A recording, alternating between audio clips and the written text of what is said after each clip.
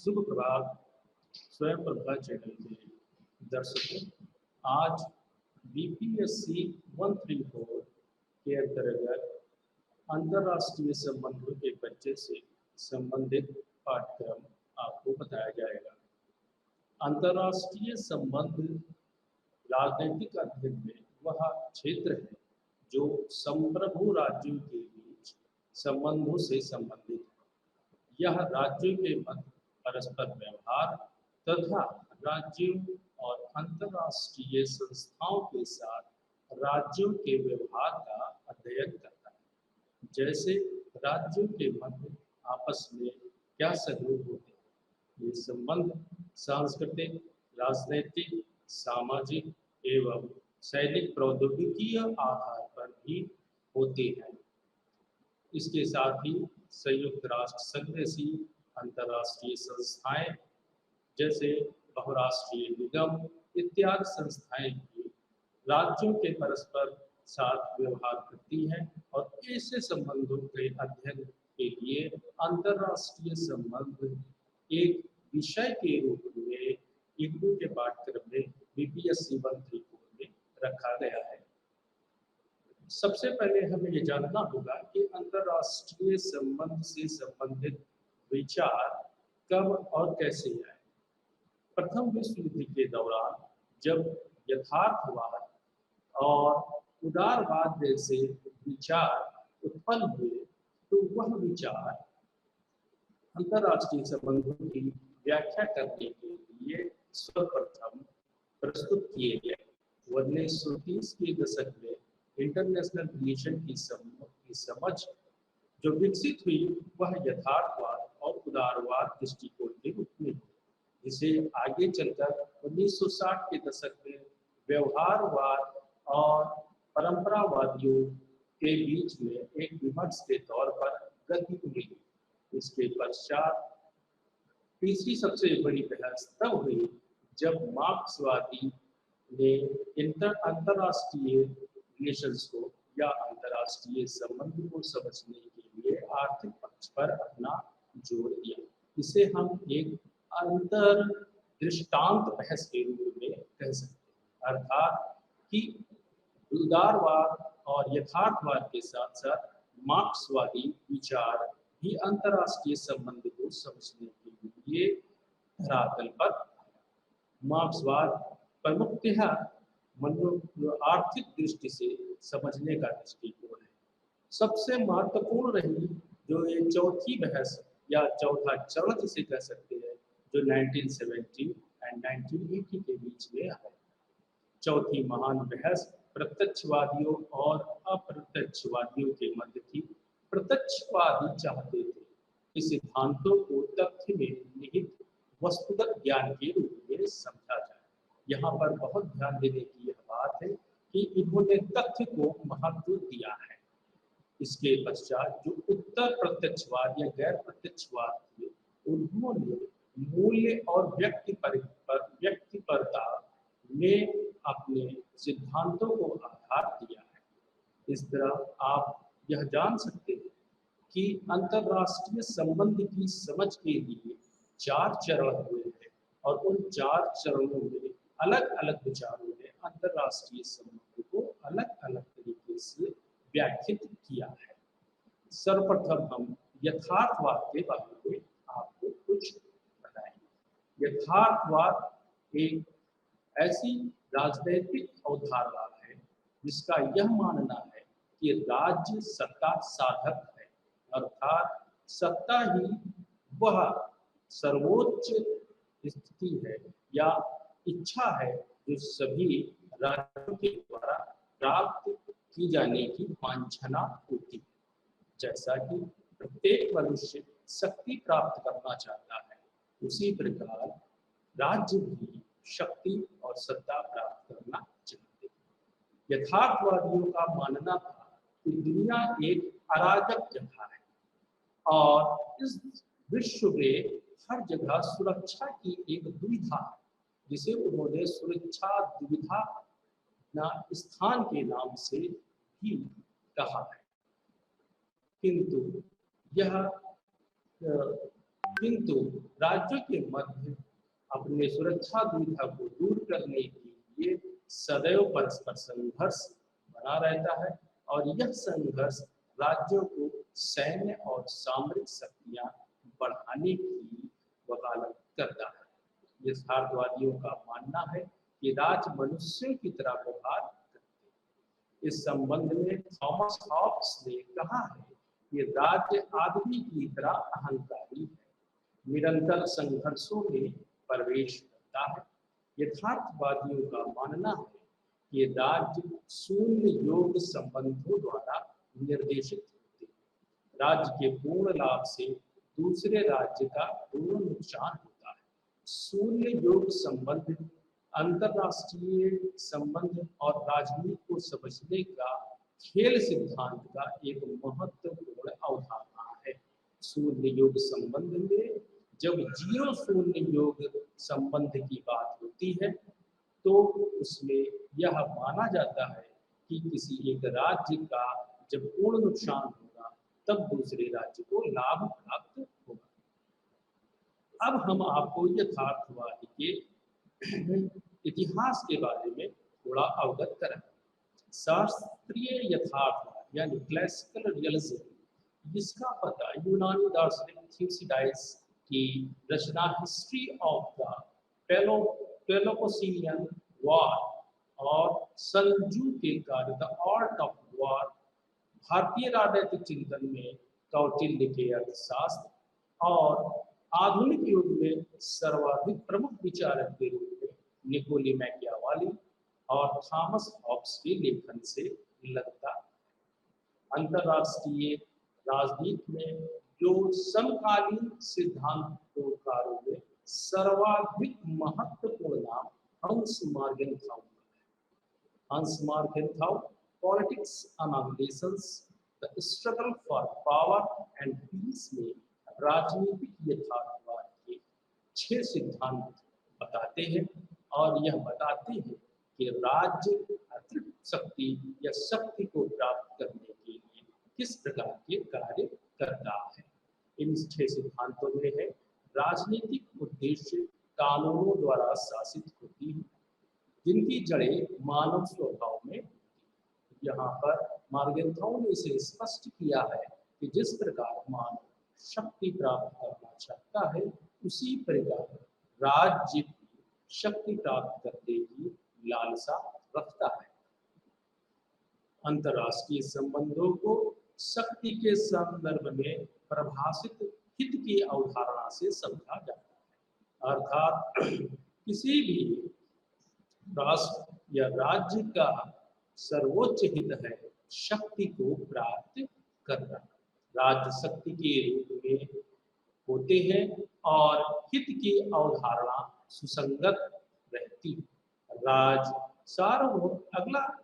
सार्वभौमिक नैतिक सिद्धांत राज्य के व्यवहार का मार्गदर्शन नहीं करते, अर्थात इसमें मार्गेनथाउ ने कहा है कि कोई भी ऐसा नैतिक नियम नहीं है जो राज्य को किसी भी प्रकार से प्रतिबंधित कर सके कि वह अपने शक्ति प्राप्ति की लालसा को छोड़ सके। नैतिक सिद्धांतों की कोई सार्वभौमिक सत्ता या व्यवस्था नहीं है जिस कारण राज्य सदैव शक्ति प्राप्त करना चाहते हैं और इस शक्ति प्राप्त करने का उद्देश्य होता है राज्य का हित। राजनीतिक क्षेत्र स्वायत्त है, अर्थात किसी भी नीति से राष्ट्र की शक्ति कैसे प्रभावित होगी इस संदर्भ में कोई भी प्रमाणिक विवेचना नहीं की गई है। यथार्थवादी कहते हैं कि शक्ति के संतुलन के माध्यम से अंतरराष्ट्रीय व्यवस्था में स्थिरता प्राप्त की जा सकती है। यथार्थवाद का एक नया रूप नव यथार्थवाद के रूप में प्रचलित हुआ है।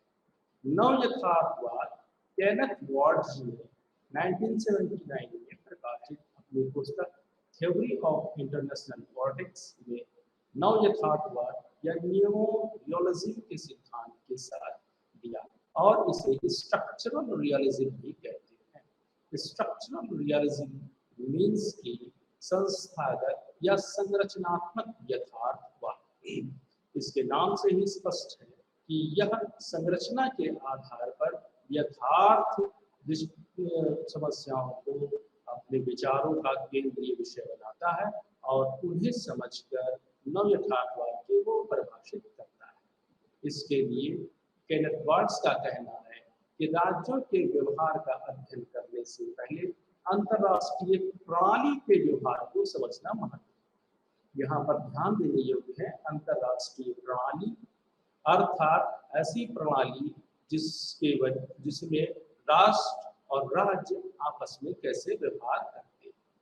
सुरक्षा दुविधा के बारे में केनेथ बार्ट्स का कहना है कि सुरक्षा दुविधा इसलिए नहीं है क्योंकि राज्य का व्यवहार मानव स्वभाव के समान है, बल्कि यह इसलिए है कि अंतरराष्ट्रीय प्रणाली अराजक है।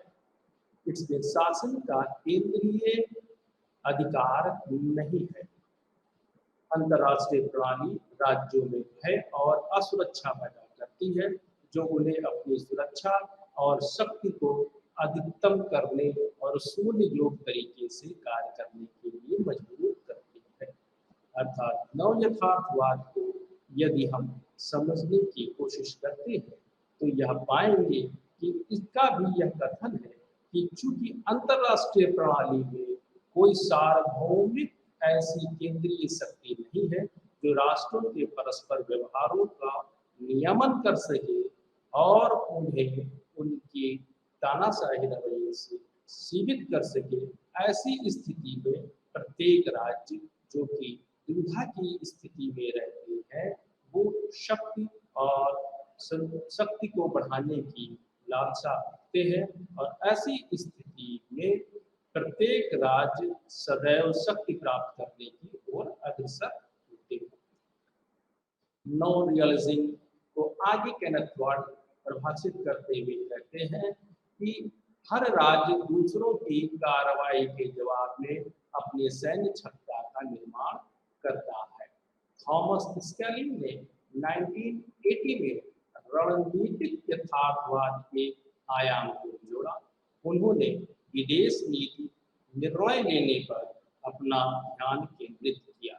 अर्थात उनका कहना था कि कोई भी राज्य की विदेश नीति में लिए जाने वाले जो निर्णय होते हैं वह उस राष्ट्र की शक्ति को की वांछना को यानी उसकी इच्छा को या चाहत को बढ़ाने में परिभाषित करते हैं। अगर ध्यान से देखा जाए तो विदेश नीति के संदर्भ में लिए जाने वाले निर्णय किसी भी राष्ट्र के राष्ट्रीय हित और शक्ति के प्राप्त करने की इच्छा से अवगत कराते हैं। स्केलिंग की कूटनीतिक सौदेबाजी का अभिप्राय यह है कि शक्ति का समझदारी से प्रयोग करते हुए हम अपने शत्रु से वह कार्य करवाएं जो हम चाहते हैं, न कि वह कार्य जो कि वह चाहते हैं। यथार्थवाद के बाद अंतरराष्ट्रीय संबंध को समझने का एक अन्य महत्वपूर्ण अवधारणा उदारवाद के रूप में जानी जाती है। हालांकि उदारवाद राजनीति विज्ञान को समझने का एक महत्वपूर्ण विचार रहा है और उसी विचार को किस प्रकार अंतरराष्ट्रीय संबंध को समझने में इनके विद्वानों ने इस विचारधारा का प्रयोग किया है, उस आधार पर ही अंतरराष्ट्रीय संबंध में उदारवादी विचारधारा ही एक प्रमुख विचार के रूप में स्वीकार की गई है। अंतरराष्ट्रीय राज्य में उदार परंपरा आधुनिक राज्य के उद्भव के साथ निकटता से जुड़ी है। उदारवाद के मूल सिद्धांत है स्वतंत्रता, सहयोग, समझौता, शांति और प्रगति। यह संघर्ष और युद्ध को नियंत्रित करता है, व्यक्ति के तर्क और समझदारी में विश्वास करता है। यह मानता है कि सहयोग और समझौते के माध्यम से समाज के संघर्षों को हल किया जा सकता है। मनुष्य समाज परक, तर्क संगत, प्रतिस्पर्धी और सहयोगी है। अर्थात उदारवाद ने मनुष्य के आंतरिक गुणों के आधार पर जिस प्रकार राजनीतिक अवधारणाएं प्रस्तुत की थी, उसी प्रकार उदारवादी दृष्टिकोण अंतरराष्ट्रीय संबंध में राज्यों के व्यवहार को भी शांत, तर्कशील और विवेक संगत आधार पर देखता है, जो कि युद्ध के बजाय शांति को महत्व देते हैं और सहिष्णुता के साथ अंतरराष्ट्रीय धरातल पर रहना चाहते हैं। इस प्रकार उदारवादियों का कहना है कि अंतरराष्ट्रीय राज्य टकराव के बजाय सहिष्णुता से रहते हैं और मनुष्य समाज पर तर्कसंगत और सहयोगी। उदारवादी विचारधारा में हालांकि राजनैतिक अवधारणाओं के संबंध में जॉन लॉक ने अपने सीमित और संवैधानिक राज्य की वकालत की थी, जिसे उदारवादी अंतरराष्ट्रीय संबंध में एक प्रमुख अवधारणा के रूप में माना जा सकता है। जेरेमी बंथम ने अंतरराष्ट्रीय कानून शब्द निर्मित किया।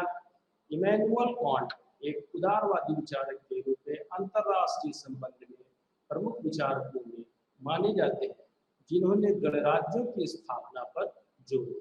1970 के दशक के बाद उदारवाद को नव उदारवाद के तहत पुनर्जीवित किया गया, अर्थात उदारवाद की क्लासिकल या शास्त्रीय अवधारणा में कुछ परिवर्तन के पश्चात नव उदारवाद की एक नई पुनर्जीवित अवधारणा प्रस्तुत। उदारवाद के भीतर मुख्य विषय है अन्योन्याश्रय उदारवाद, गणतांत्रिक उदारवाद और उदार संस्थावाद। अन्योन्याश्रय उदारवाद, अन्योन्याश्रय का मतलब है इंटररिलेटेड या एक दूसरे से संबंधित या एक दूसरे पर आश्रित। अन्योन्याश्रय उदारवाद इस बात का समर्थन करता है कि राज्य आपस में अन्योन्याश्रित होते हैं, अर्थात इंटरडिपेंडेंट होते हैं। यह मुक्त व्यापार और पारस्परिक रूप से आर्थिक संबंधों पर जोर देता है। डेविड रिकार्डो, रिचर्ड कोवेन और जॉन ब्राइट के विचारों से अपनाया गया यह विचार 19वीं सदी में वाणिज्यिक उदारवाद के जन्म के विचार से संबंधित है।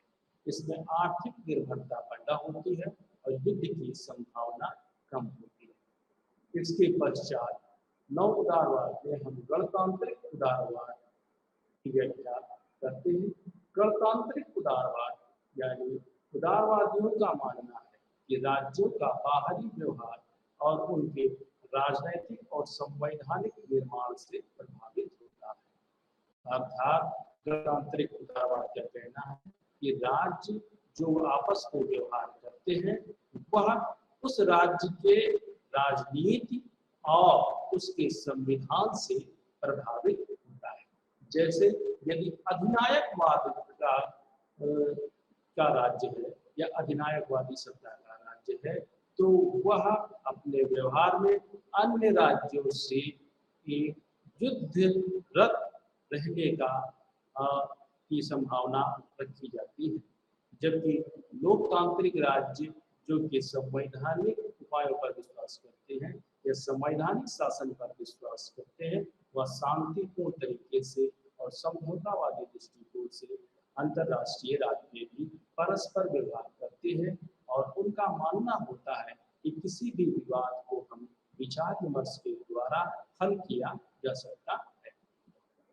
उदारवादी लोकतांत्रिक राज्य स्वतंत्रता, व्यापार, सहयोग के मूल सिद्धांतों से चालित होते हैं।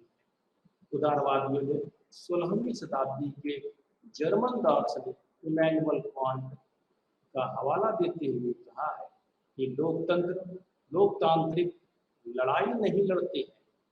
लोकतांत्रिक देश शांति के क्षेत्र की स्थापना की ओर अग्रसर हैं और होते रहेंगे। इसके पश्चात हम उदार संस्थावाद खुद को हॉब्स और लॉक के सामाजिक अनुबंध सिद्धांत का श्रेय देता है। अर्थात यह कहने का आशय है कि यह उदारवाद में जो संस्थावाद का दृष्टिकोण है वह हॉब्स और लॉक के समझौतावादी दृष्टिकोण से संबंधित है या उसके आधार पर अपने विचार रखता है। इसके पहले हमें यह जानना होगा कि सामाजिक अनुबंधवादी या समझौतावादी विचारक क्या कहते हैं। सामाजिक समझौतावादी विचारक के विचारों में समाज की प्रगति, बर्बर और अराजक स्थिति से रोकने के लिए एक संप्रभु शक्ति की आवश्यकता पर महत्व और जोर देता है। इसी तरह अंतरराष्ट्रीय व्यवस्था चूंकि एक अराजक व्यवस्था के रूप में है, अतः सामाजिक समझौतावादी या उदार संस्थावादियों के समर्थकों का यह कहना है कि अंतरराष्ट्रीय व्यवस्था में भी एक केंद्रीय प्राधिकरण द्वारा शासित होने वाले संगठन की अपरिहार्यता है, जिससे कानून के शासन की स्थापना की जा सके और सभी राज्य एक कानून से संबंधित व्यवहार करें। अगर देखा जाए तो उदार संस्थावाद की यह अवधारणा ही आगे चलकर अंतरराष्ट्रीय कानून के महत्व को दर्शाती है। एक अंतरराष्ट्रीय संगठन की आवश्यकता इस बात पर भी है कि वह सामूहिक सुरक्षा और अंतरराष्ट्रीय कानून के सम्मान पर आधारित होती है और राज्यों को आपस में एक ऐसे सम्मानजनक व्यवहार करने के लिए प्रेरित करती है जिससे एक शांतिपूर्ण, सुखद वैश्विक वातावरण तैयार हो सके।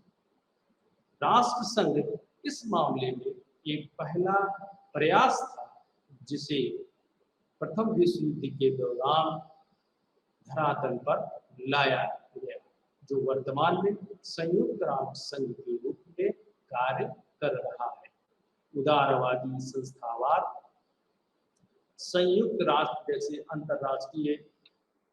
अंतरराष्ट्रीय संगठनों को एक महत्वपूर्ण संगठन के रूप में मानते हैं और उनका कहना है कि अंतरराष्ट्रीय संगठनों के विचारों से हम राष्ट्रों के मध्य परस्पर बहुत सी समस्याओं को एक साथ बैठकर विचार विमर्श के द्वारा हल कर सकते हैं।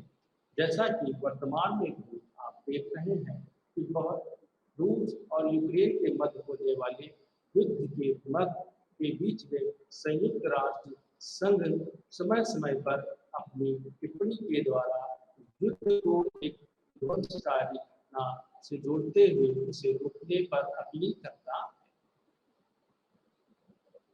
1980 के दशक में उदारवाद और यथार्थवाद की आलोचना के संदर्भ में मार्क्सवादी विचार को प्रमुखता मिली। मार्क्सवाद जो कि वंचित वर्गों के उत्पीड़न और स्वतंत्रता की दिशा में काम करता है, उसने यह कहा कि उदारवाद व्यक्ति के मूल्य और श्रमिकों के साथ असमानता, अन्याय और असंतुलन रखता है। मार्क्सवाद को यथार्थवाद और उदारवाद के मुख्य धारा के सिद्धांतों का मूलभूत विकल्प माना जाता है, अर्थात कि यथार्थवाद और उदारवाद के समानांतर ही एक विरुद्ध या विपक्षी विचारधारा के रूप में मार्क्सवाद की विचारधारा को समर्थन मिला है। मार्क्सवाद समाज के कमजोर वर्गों की आवाज रहा है। मार्क्सवाद का मानना है कि वर्ग संघर्ष समाज का एक अनिवार्य हिस्सा है। मार्क्सवाद बताता है कि समाज अर्थशास्त्र के आधार पर विभाजित है। गरीब और अमीर समाज के दो वर्ग हैं। मार्क्सवाद इतिहास के भौतिकवादी संकल्पना पर आधारित है। कार्ल मार्क्स ने इतिहास में 5 चरणों को रखा है: आदिम साम्यवाद, दूसरा सामंतवाद, फिर पूंजीवाद, उसके बाद समाजवादी समाज और वर्गीय समाज।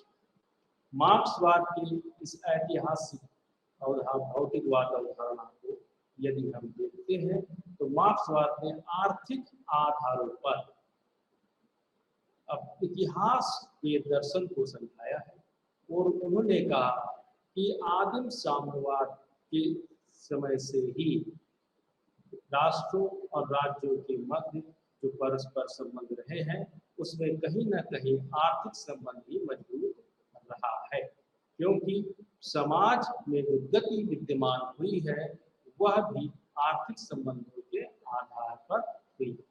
सामंतवाद से पूंजीवाद में जो ट्रांसफॉर्मेशन या हस्तांतरण हुआ है उस हस्तांतरण को भी मार्क्सवाद ने आर्थिक आधारों पर ही बताया है। इसके पश्चात मार्क्सवाद आगे बढ़कर एक समाजवादी समाज की परिकल्पना करते हैं जो अंततः वर्गहीन साम्यवाद के रूप में आता है। मार्क्सवाद को 1970 के दशक में पुनर्जीवित किया गया और इसे नव मार्क्सवाद या संरचनात्मक दृष्टिकोण या नव उन्मूलनवादी दृष्टिकोण कहा गया है। उनमें विश्व व्यवस्था सिद्धांत और निर्भरता सिद्धांत शामिल है। ये ढांचे बताते हैं कि दुनिया को 3 क्षेत्रों में विभाजित किया गया है, कोर, परिधि और अर्ध परिधि।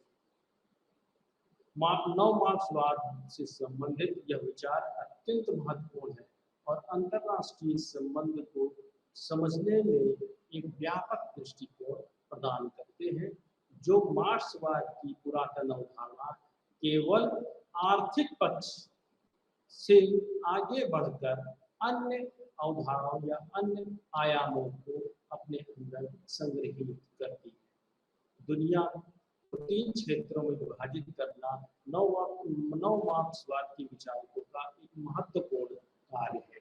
इसमें इन्होंने कोर, परिधि और अर्ध परिधि की जो व्याख्या की है उसे उन्होंने विश्व के अपने राष्ट्रों की आर्थिक स्थिति के हिसाब से उन्हें कोर, परिधि और अर्ध परिधि के क्षेत्र में रखा है। कोर देश वह देश है जो उत्तर में स्थित है।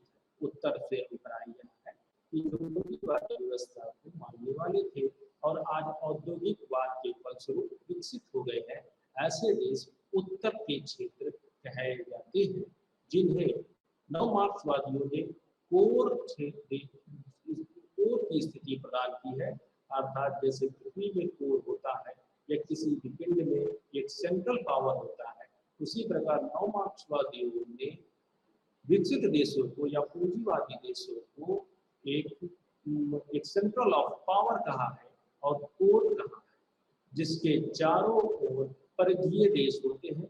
ये परिधीय देश जो दक्षिण के क्षेत्र में स्थित, परिधीय देश दक्षिण के क्षेत्र में स्थित से अभिप्राय यह है कि यह देश वो है जो सभी प्रकार से विकसित देशों पर आधारित है, विकसित देशों पर आश्रित है। ये परिधीय देश कृषि पर आधारित होते हैं और गरीब होते हैं। इनके पास कम पूंजी होती है, इनके पास तकनीकी जानकारी नहीं होती है। अतः तकनीकी जानकारी, प्रौद्योगिकी और पूंजी के लिए यह सदैव कोर देश अर्थात कि उत्तर के देश अर्थात कि विकसित देशों पर आश्रित होते हैं। परिधीय देशों की एक सबसे बड़ी समस्या होती है सब्सिडी अर्थव्यवस्था, बड़ी बेरोजगारी। यह विशेषता जो कि एक प्रकार से एक संकट का विषय होती है, यह संकटापन्न स्थिति होती है, जिसे हम परिधीय देशों की प्रमुखता के रूप में जानते हैं, जिस कारण ही यह परिधीय देश कम विकसित, इन देशों में भी निवेश के कम अवसर होते हैं। अर्धपरिधीय देश वे देश हैं जिनमें कुछ उत्पादन होते हैं, लेकिन पूंजी मुख्य देशों की तरह केंद्रित नहीं होती। तो यहाँ पर आप कोर, परिधि और अर्धपरिधीय देशों के बारे में समझते हैं या जानकारी प्राप्त करते हैं, जो नव मार्क्सवाद का एक महत्वपूर्ण आधार रहा है। नव मार्क्सवाद के सबसे प्रमुख विचारकों में आंद्रे गुंटर फ्रैंक का नाम उल्लेखनीय है, जिसे हमें और सभी शिक्षार्थियों को अवश्य जानना होगा। इन्होंने अविकसितता का विकास नामक एक सिद्धांत प्रस्तुत किया है। इस सिद्धांत में इन्होंने कहा है कि अविकसितता यानी अंडर डेवलपमेंट क्षेत्र और राज्य वह राज्य है जो पूरी तरीके से पूंजीवादी देशों पर आश्रित है, और पूंजीवादी देश सदैव अपने कच्चा माल या अन्य स्रोत सामग्रियों को प्राप्त करने के लिए इन्हें सिर्फ सीमित मात्रा में तकनीकी या पूंजी सहायता प्रदान करते हैं, जिससे कि वह सदैव उन पर आश्रित बने रहे।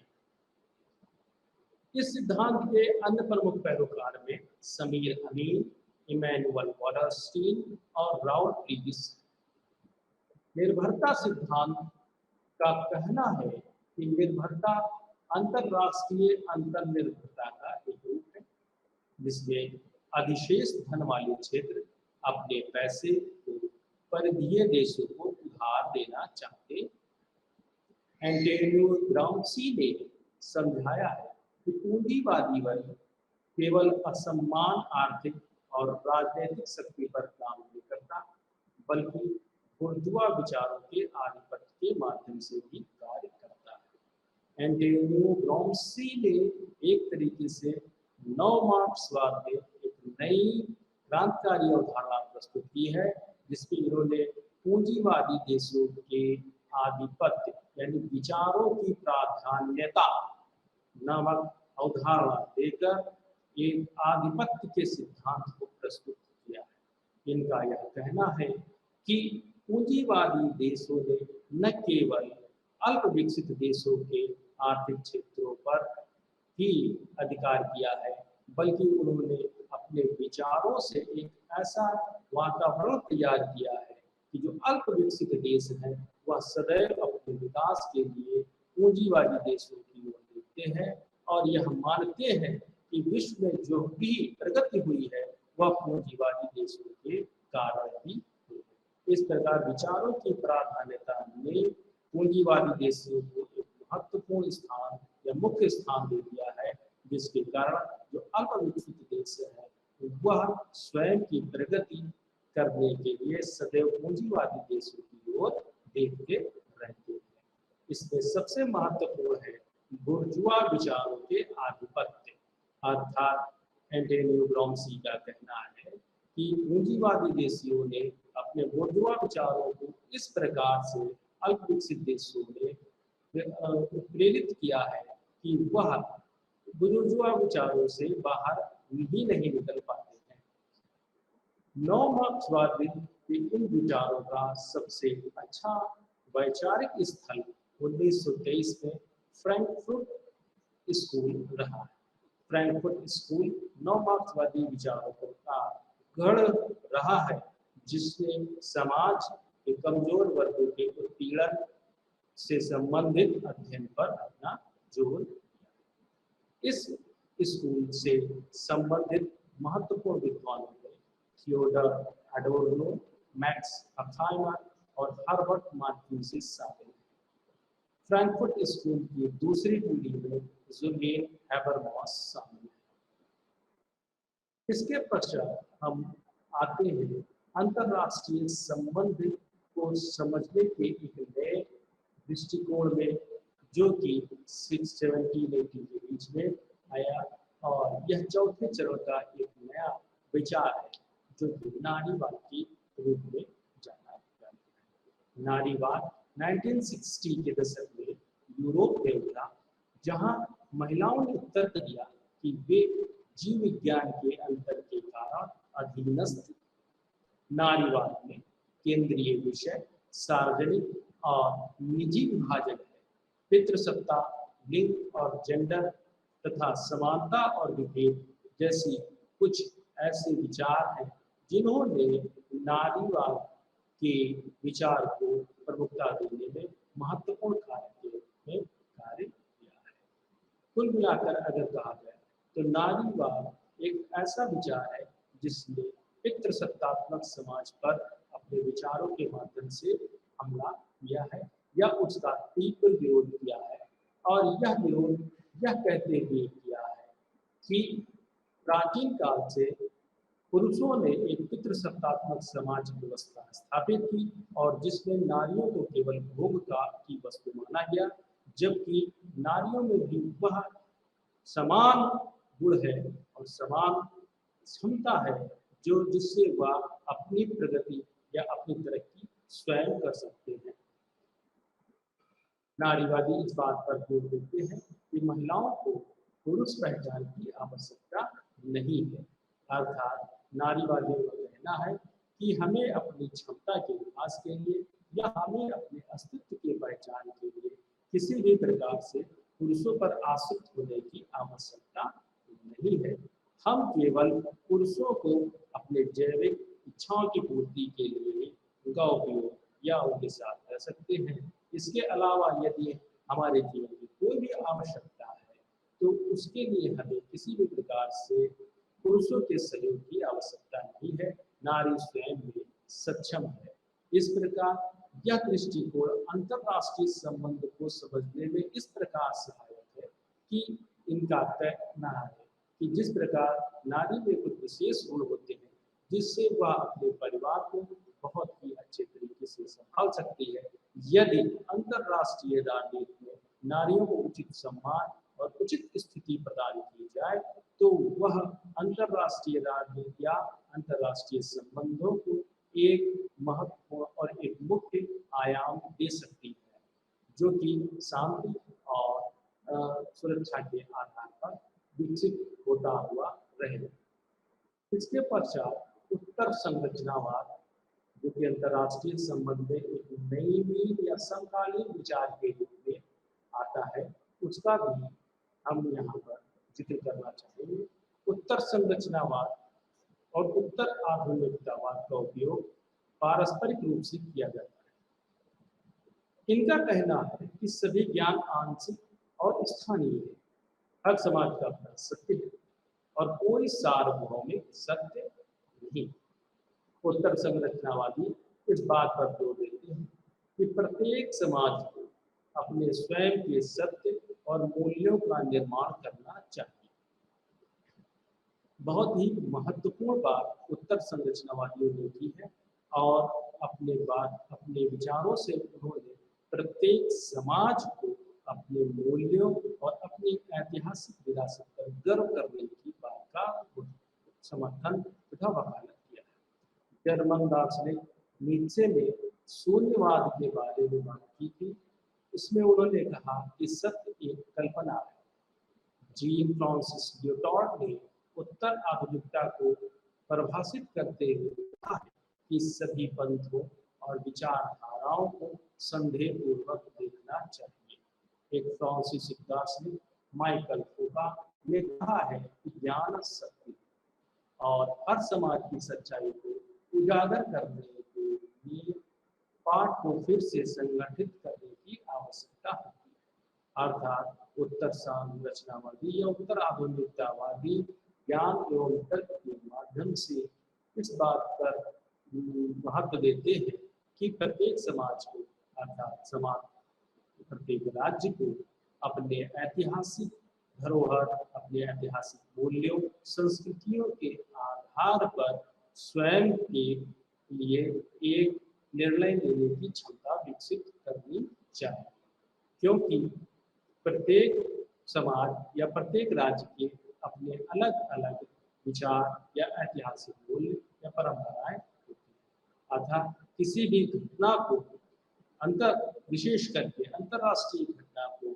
यदि समझना है तो उत्तर संरचनावादी यह कहेंगे कि उस घटना को समझने के लिए प्रत्येक राज्य अपने दृष्टिकोण को महत्व दे जो कि उनके मूल्यों के आधार पर होते हैं, न कि किसी अन्य राज्य के या अन्य किसी प्रभावी विकसित राज्यों से वह उधार लेकर ऐसी घटनाओं के विचारों को समझे। जैसे कि 9/11 की घटना का विश्लेषण यदि किया जाए तो वह आतंकवाद के रूप में कही जा सकती है, किंतु उसे कोई राज्य आपराधिक कृति के रूप में देखता है तो कोई राज्य उसे बदले की कार्रवाई के रूप में देख सकता है। अंतरराष्ट्रीय संबंध में एक नए और महत्वपूर्ण विचारों में हरित राजनीति का भी वर्तमान में बहुत मुख्यता से ध्यान दिया है। हरित राजनीति 70 के दशक के बाद से पर्यावरणीय नीतिगत फैसलों के आधार पर की गई एक नवीन या नवोन्मेषी राजनीति का हिस्सा, जिसमें कहा गया है कि हरित राजनीति पर्यावरणीय महत्वपूर्ण संभव बातों पर ध्यान देती है। हरित राजनीति मानव जाति और प्रकृति के बीच एक कड़ी की व्याख्या, यह सतत विकास पर जोर देता है। यह कहता है कि प्रगति और विकास केवल तभी टिक सकते हैं जब पर्यावरण के साथ मेल खाता है। फिर इसे इको सोशलिस्ट या पर्यावरण समाजवादी हैं, जो पर्यावरणीय क्षरण के लिए पूंजीवादी विकास को दोषी मानते हैं, जो प्रगति की लागत पर लाभ की तलाश करता है।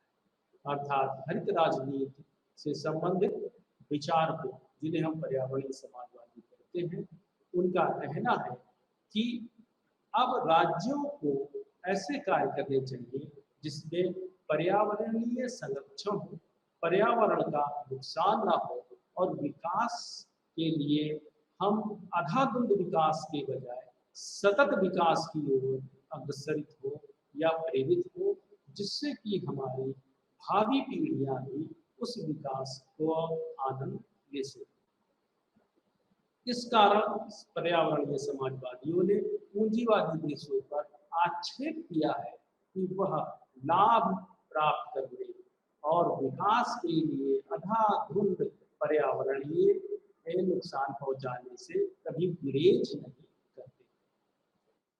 एक नई वैचारिक अवधारणा के रूप में हम अंतर्राष्ट्रीय संबंध में सामाजिक रचनावाद को भी स्थान देते हैं।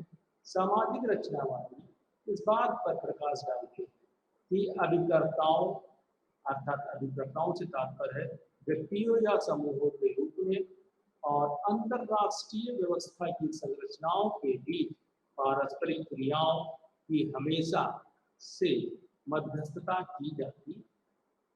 आगे हम उत्तर उपनिवेशवाद पर अपना ध्यान केंद्रित करें। उत्तर उपनिवेशवाद खुलासा करता है या कहता है कि पश्चिमी दुनिया किस तरह अपना वर्चस्व स्थापित करती है।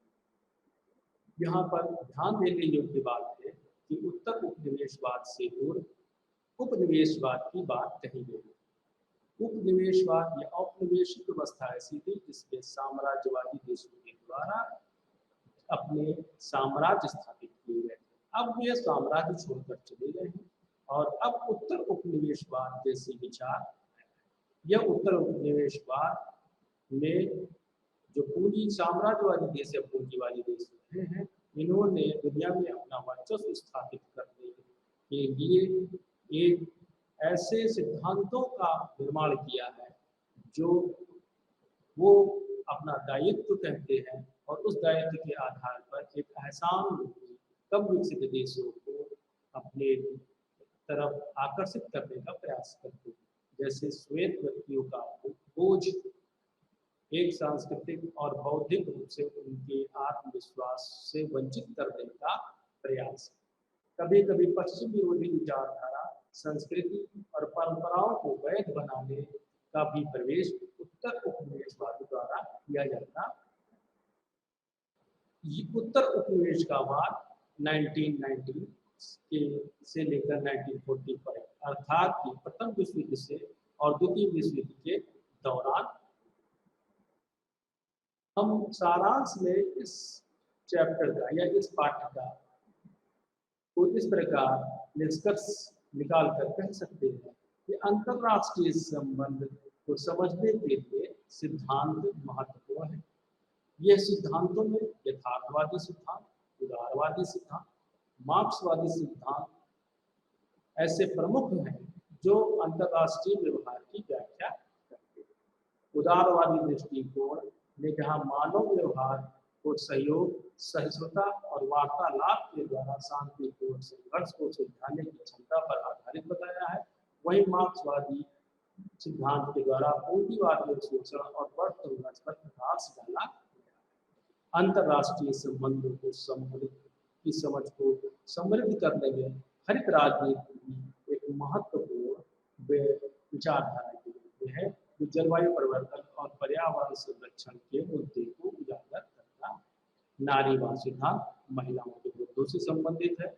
उत्तर संरचनावाद विचारों में विविधता को बढ़ावा देता है और उत्तर उपनिवेशवाद मूल्यों को प्रभावित करके विचारों और संस्कृति के आधिपत्य को उजागर करता है।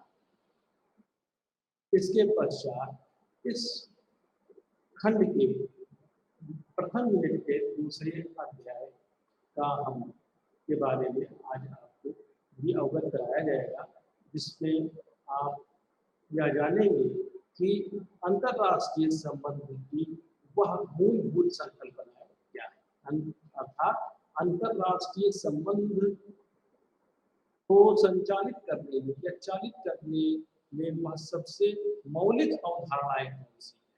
अभी पूर्व के अध्याय में यथार्थवादी दृष्टिकोण से संबंधित विचारों को बताते हुए मेरे द्वारा कहा गया था कि यथार्थवाद का कहना है कि सभी राज्य शक्ति प्राप्त करने की इच्छा, अर्थात शक्ति वह मूल तत्व है। उसी विचारों को आगे बढ़ते हुए इस अध्याय में मौलिक संकल्पनाओं के रूप में रखा गया है। मौलिक संकल्पनाओं यानी फंडामेंटल थ्योरीज में अंतरराष्ट्रीय संबंधों में राष्ट्रीय शक्ति, राष्ट्रीय हित, शक्ति संतुलन और सामूहिक सुरक्षा, इन चार का वर्णन किया है। यह चार मुख्य रूप से अंतरराष्ट्रीय संबंध के आधारित तत्व हैं। अतः यह बहुत ही महत्वपूर्ण है कि इसके बारे में हम जानकारी प्राप्त करें। प्रत्येक राज्य अधिक से अधिक राष्ट्रीय शक्ति हासिल करना चाहता है। जब प्रत्येक राज्य अपने राष्ट्रीय हित को प्राप्त करना चाहता है तो वह अक्सर अंतरराष्ट्रीय शांति में व्यवधान का कारण बनता है, और अंतरराष्ट्रीय शांति में जो व्यवधान का कारण बनता है तो संघर्ष की स्थिति होती है, जिसके लिए शक्ति संतुलन का होना आवश्यक है। और शक्ति संतुलन तथा सामूहिक सुरक्षा ऐसी अवधारणाएं हैं जो इन राष्ट्रीय शक्ति और राष्ट्रीय हित से परस्पर जुड़ी हुई।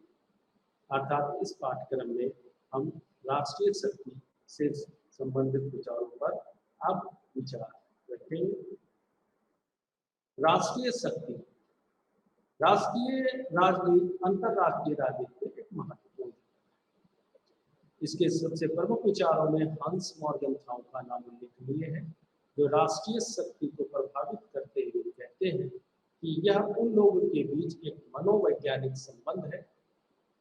यह शक्तिशाली को कम शक्तिशाली की कुछ क्रियाओं को नियंत्रित करने देता है। अर्थात मॉर्गनथाउ ने राष्ट्रीय शक्ति को मनोवैज्ञानिक शक्ति के रूप में परिभाषित किया। जॉर्ज श्वार्ज़ेनबर्गर कहते हैं कि किसी की इच्छा को दूसरे पर थोपने की क्षमता शक्ति है, और इसी प्रकार अगर हम अंतरराष्ट्रीय संबंध में देखें तो किसी राष्ट्र के द्वारा अपनी इच्छा किसी दूसरे राष्ट्र पर थोपने की जो क्षमता होती है वह उसकी राष्ट्रीय शक्ति के रूप में होती है।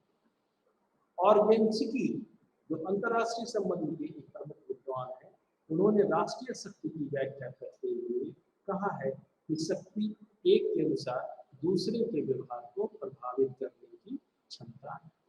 विलियम एबेंस्टीन ने इसे व्यापक रूप से परिभाषित किया है और कहा है कि राष्ट्रीय शक्ति जनसंख्या के योग, कच्चे माल और मात्रात्मक कारकों से कुछ अधिक है। इसमें इसकी नागरिक समर्पण और इसके संस्थानों का लचीलापन, इसकी तकनीकी जानकारी, इसके राष्ट्रीय चरित्र या मात्रात्मक तत्व शामिल हैं, जो एक राष्ट्र की कुल ताकत का निर्धारण करता है। अर्थात इन्होंने राष्ट्रीय शक्ति की एक व्यापक अवधारणा प्रस्तुत करते हुए नागरिकों के आचरण तक जोड़ा है और यह कहा है कि किसी राज्य का राष्ट्रीय चरित्र भी उसकी राष्ट्रीय शक्ति है। इस प्रकार यदि देखा जाए तो राष्ट्रीय शक्ति कई कारकों पर निर्भर राष्ट्रीय शक्ति के तत्व के रूप में हंस मार्गन थाउ ने स्थायी और अस्थायी तत्व, ऑर्गनसिटी ने प्राकृतिक निर्धारक और सामाजिक निर्धारक, पामर और पार्किंसन ने राष्ट्रीय शक्ति के संबंध में कुछ और बातें राष्ट्रीय मूर्त और अमूर्त तत्वों के अंतर को बताया है। मोटे तौर पर राष्ट्रीय शक्ति के तत्वों में निम्नलिखित शामिल होते हैं: भूगोल, कच्चे माल, भोजन सहित प्राकृतिक संसाधन, जनसंख्या, आर्थिक विकास और औद्योगिक क्षमता, प्रौद्योगिकी, सैन्य तैयारी, विचारधारा, नेतृत्व, संगठन और सरकार की गुणवत्ता, राष्ट्रीय चरित्र और मनोबल, कूटनीति। यानी कि यहाँ पर आप देख रहे हैं कि राष्ट्रीय शक्ति के बहुत से कारक होते हैं। भूगोल सबसे अधिक स्थिर और मूर्त, स्थायी और प्राकृतिक तत्व है। आकार, किसी भी देश का आकार उसकी राष्ट्रीय शक्ति को प्रदर्शित करता है कि वह कितना बड़ा है। स्थान, अर्थात कभी कभी किसी राष्ट्र का ज्योग्राफिकल यानी भौगोलिक स्थान भी उसे एक महत्वपूर्ण राष्ट्रीय शक्ति प्रदान करता है, जैसा कि इंग्लैंड के बारे में। जलवायु, जलवायु किसी भी राष्ट्र की राष्ट्रीय शक्ति का एक महत्वपूर्ण कारक है, जिससे कि वह भोजन और अर्थव्यवस्था जैसी व्यवस्था को मजबूत करता है। इस प्रकार प्राकृतिक संसाधन होते हैं जो कि किसी भी राष्ट्र के राष्ट्रीय शक्ति को महत्वपूर्ण स्थान देते हैं। मार्गन थाउ ने प्राकृतिक संसाधनों में दो भागों पर चर्चा की है: कच्चे माल और भोजन।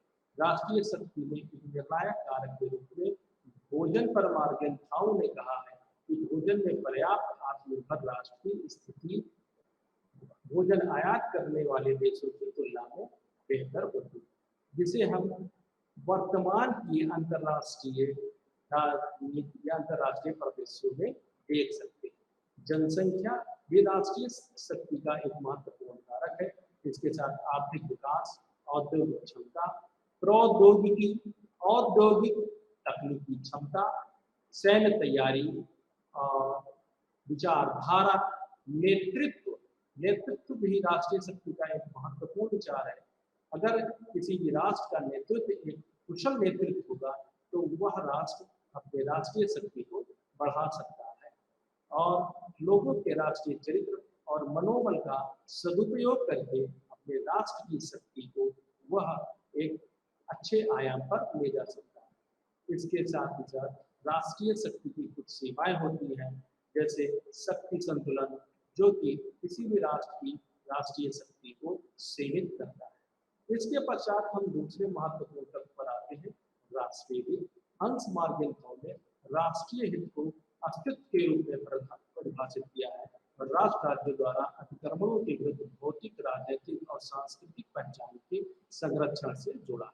राष्ट्रीय हित के महत्वपूर्ण घटक में हम आवश्यक घटक और गैर महत्वपूर्ण या गैर आवश्यक घटक को कह सकते हैं। राष्ट्रीय हित को सुरक्षित करने के तरीके के संदर्भ में भी इस अध्याय में चर्चा की गई है।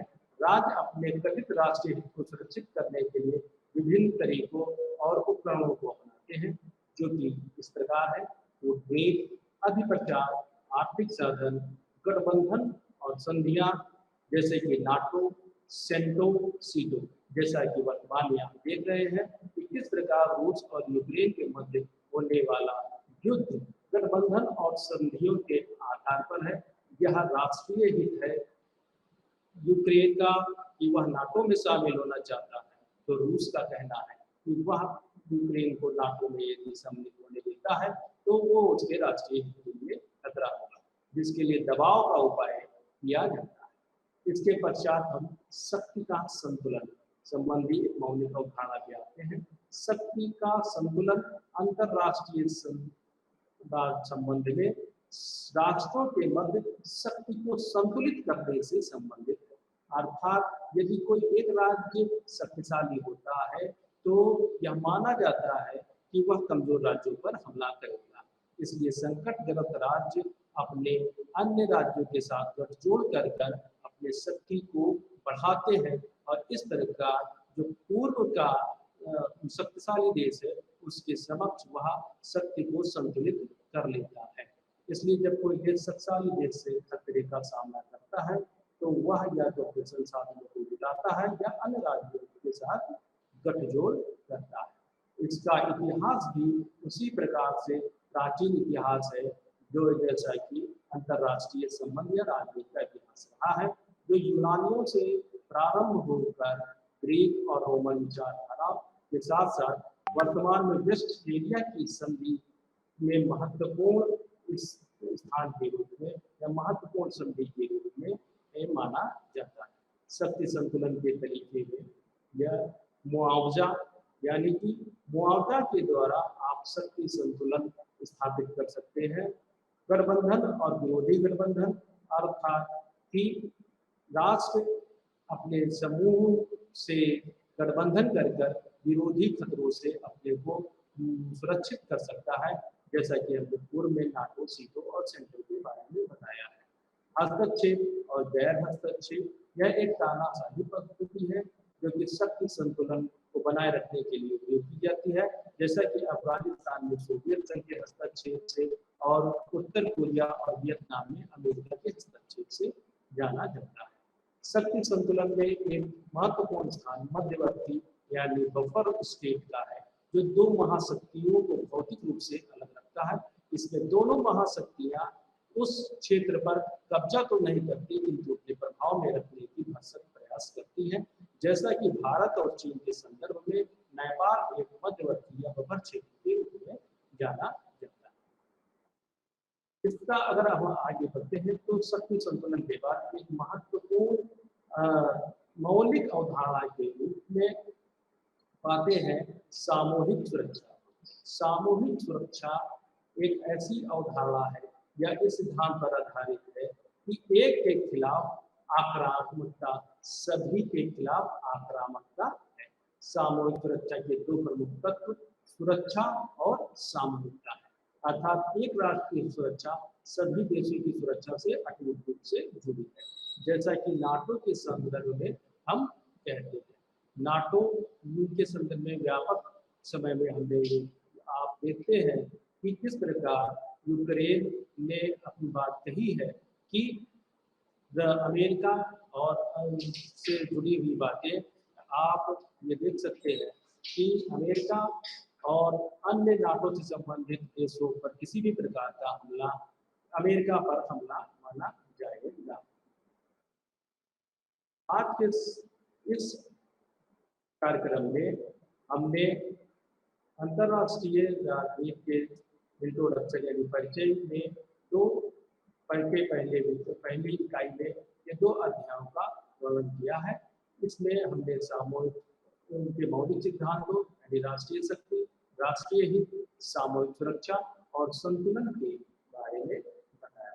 सामूहिक सुरक्षा और संतुलन एक प्रकार से एक दूसरे से जुड़ी हुई धारणाएं हैं और जिनका उपयोग अंतर्राष्ट्रीय राजनीति में, अंतर्राष्ट्रीय संबंध में एक दूसरे राज्यों के मध्य व्यवहार को समझने में किया जाता है। इसके पश्चात इस इकाई में एक अन्य अध्याय भी होगा और अतिरिक्त अध्याय भी इस खंड में होते हैं, किंतु अंतर्राष्ट्रीय व्यवस्था में सभी श्रोता या दर्शकों को या विद्यार्थियों को यह अवश्य ध्यान देना है कि अंतर्राष्ट्रीय व्यवस्था की जो चार मौलिक अवधारणाएं हैं वह राष्ट्रीय शक्ति, राष्ट्रीय हित, शक्ति संतुलन और सामूहिक सुरक्षा जैसे महत्वपूर्ण तत्वों द्वारा संचालित होती है। राष्ट्रीय शक्ति सभी राष्ट्रों की प्राप्त करने की जिज्ञासा होती है, क्योंकि राष्ट्रीय हित राष्ट्रीय शक्ति को प्राप्त करना ही, इसलिए जब सभी राष्ट्र राष्ट्रीय हित को प्राप्त करने के लिए अपनी राष्ट्रीय शक्ति का वर्धन करते हैं या उसे बढ़ाते हैं तो ऐसी स्थिति में कभी कभी कमजोर राज्य शक्तिशाली राज्यों का शिकार हो जाता है। तब कमजोर राज्य अपनी शक्तियों को बढ़ाने के लिए बड़े राज्यों के साथ सैनिक गठबंधन करते हैं और इस प्रकार शक्ति संतुलन तथा सामूहिक सुरक्षा जैसी चीजें। आज के लिए बस इतना ही।